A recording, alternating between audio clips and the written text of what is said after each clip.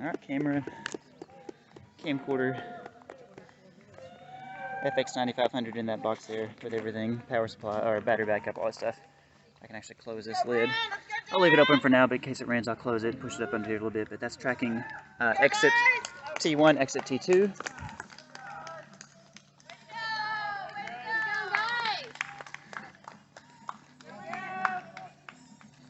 We're using hue tags on the ankle. Got a camera here, taking the photos as they come through.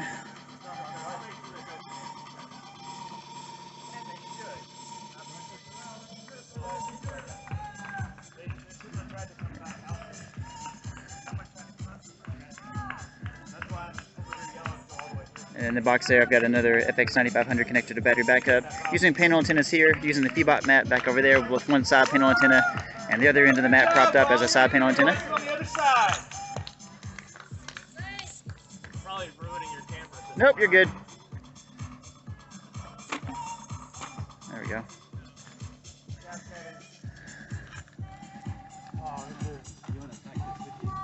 I need to put that three-way in the box too, because it rains.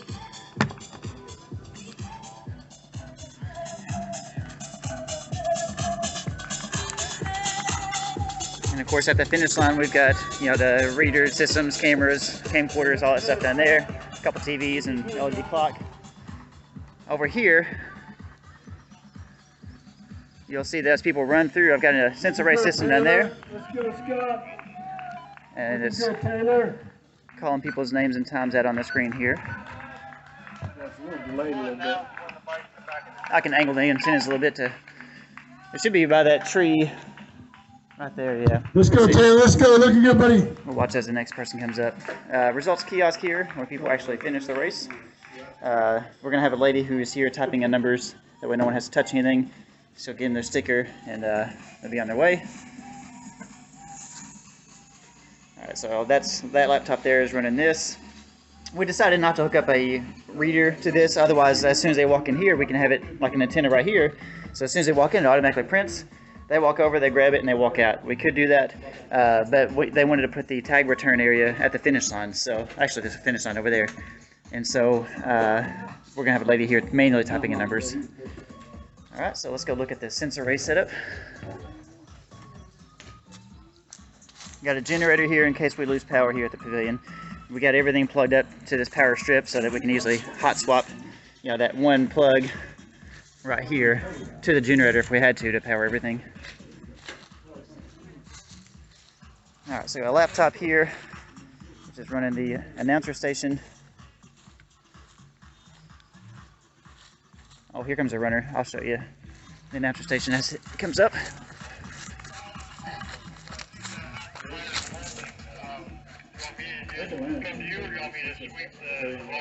There he is. He should be getting picked up right there. Yeah. Ike Smith.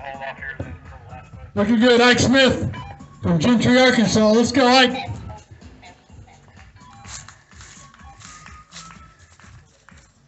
Yeah, I think he may be expecting him to be picked up way back there, but really it's right here. This will pick up, of course, this loop.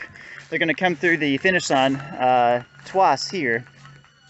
Once when they finish the 5K run, they're going to get on the bike, do the bike trail. The bike will finish coming down the road and around back in transition. And the next time they run through here will be the finish. Now the announcer system doesn't care. They can run through 100 times. It'll show their name every time. But so this is about as far as I can stretch the 50-foot cord that comes by default from the sensor array system. So this worked out perfect because it's exactly what I needed. So I'm only using 3 antennas.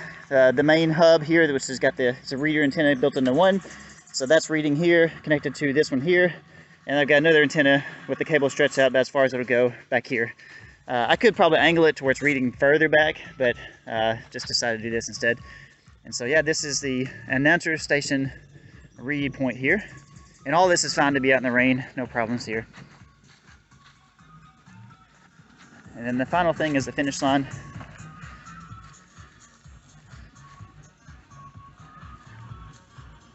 We don't have any, we're not going to turn this reader on until they actually finish, because the end of the run is actually, of course, in the entrance of the transition area up there. So right now the reader's not working. We did Let's say it is working, but we don't have it on. We did turn on the reader to capture chip starts, but then we told it to stop listening after that. So yeah, there's our, we've had the LED clock forever, so we use it still. That's another box with everything built in. This is facing the camera and camcorder, that way when we upload photos and videos online, yeah, we can see the clock time there. When people finish, this will show the name and time automatically on the screen. And that's a setup. Well, of course, we're using a feedback mat there as well. So we're using 2 feedback mats, and then the other T1 area we're using the the panel antennas. Good job, good job.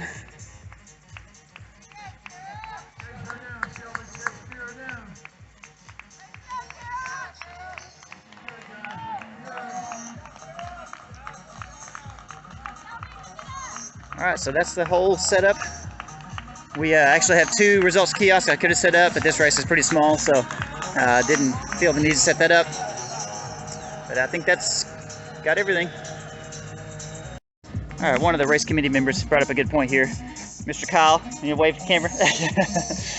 That one of the guys grabbed his bike and then tried to come back up the same way. So one thing I wanted to point out is what I did in the software is, now let me tell you how I set up the race. So the finish line, knowing that we're only going to capture the finishing time, we have it simply as a 1-lap race.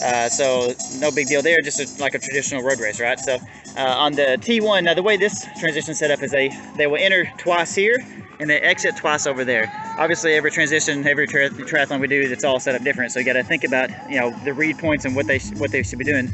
So here we've got a laptop that is set up to capture 2 split times, and I named them run and back, because when they finish here, when they read here, that's when they finish. They're finishing their run, they're finishing their back. And so I also set it up to where the software knows to ignore a tag for 10 minutes. Now you can set it a little higher probably for 5Ks in this 9-mile bike ride. It's a mountain bike ride. And so I got it set for 10 though, because he pointed out a good thing a second ago, which is someone got on their bike and then tried to go back through this area. Well, no problem for the system because it knows to ignore them, for 10 minutes. And so that's one thing to think about when you're setting up transition areas. So the same thing over here is I set up a laptop. Now this is going to capture them when they exit twice. And so I call that one T1, T2. Now when we import all the split times from both computers here, it'll keep those split descriptions, but I've also got it to where there's a ignore time on this one. So when they go through on T1, let's say something happens, they get lost or turned around and they come back through within 10 minutes, the software knows to ignore them. And so this is capturing T1 and T2.